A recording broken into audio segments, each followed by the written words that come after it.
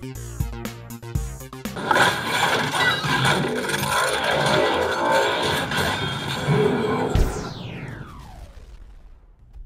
to Onourshelf. Let's see what Bartholomew has for us today.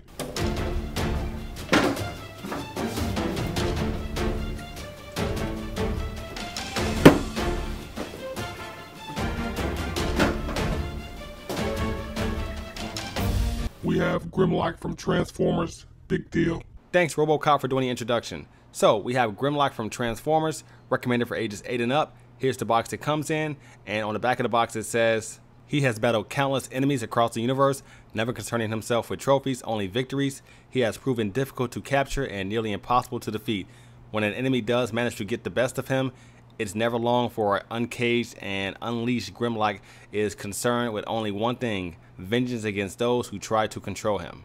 So let me get my knife and let's get this Transformer out of the box.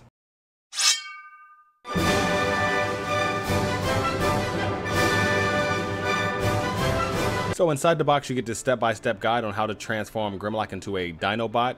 You also get this Dragon Tooth Mace weapon, and you also get this some type of shield. Don't know what it's called, but it's like a shield to go in his other hand, his left hand.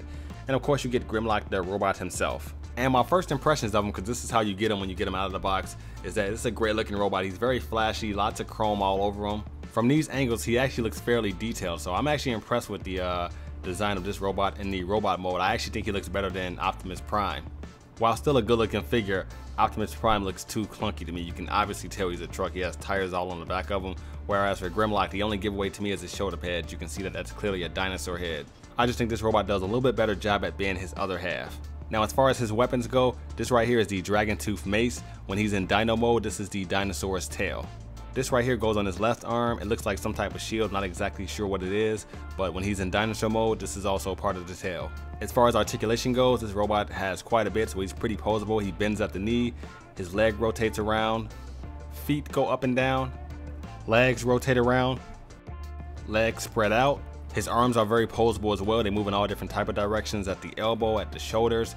You can even turn his fist around, which by the way are very loose, and the fists always tend to pop off somehow.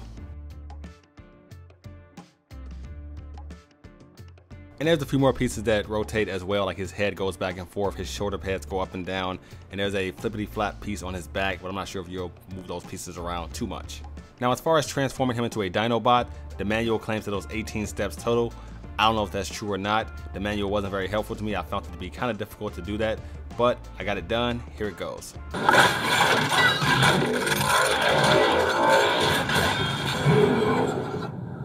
So here he is in dino mode, and I still think he looks pretty cool.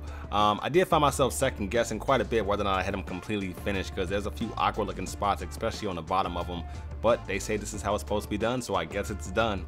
Here are some before and after photos.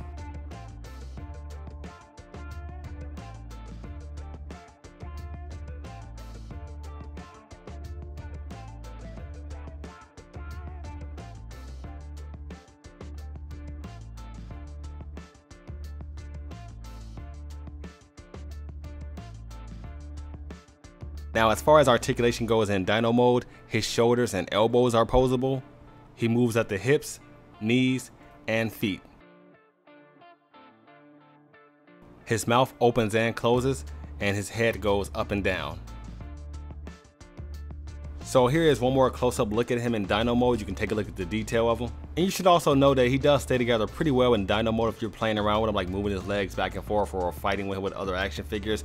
However, his tail does tend to pop off from time to time, so it's not the most stable tail. And also his main body, his chest, his back does tend to split apart right down the middle just a little bit, but you can just give a little bit of squeeze, it'll come right back together. Just keep that in mind.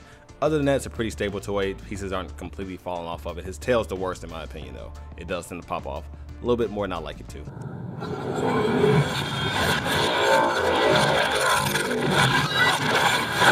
And here's one last look at him in robot mode, which is in my opinion the best mode by far. He's the most stable in this mode. He doesn't kind of break apart as easy as he does in dino mode. And there's quite a few positions you can pose him in when he's in robot mode, unlike Dinobot mode where there's only like really one position you can pose him in. Maybe two, So overall, this is a pretty cool toy. I like Grimlock a lot. The only negative thing I have to say about this toy is the fist falls off quite a bit. The instructions on how to transform him aren't the best at all. When it comes to color matching, as far as what he looks like on the box and what he actually looks like in the, I can't say flesh, but in person, they don't match. They're quite off actually. So that's been my review of the Transformers 4 Grimlock. Take care. I'll see you guys in our next video, and thanks for watching.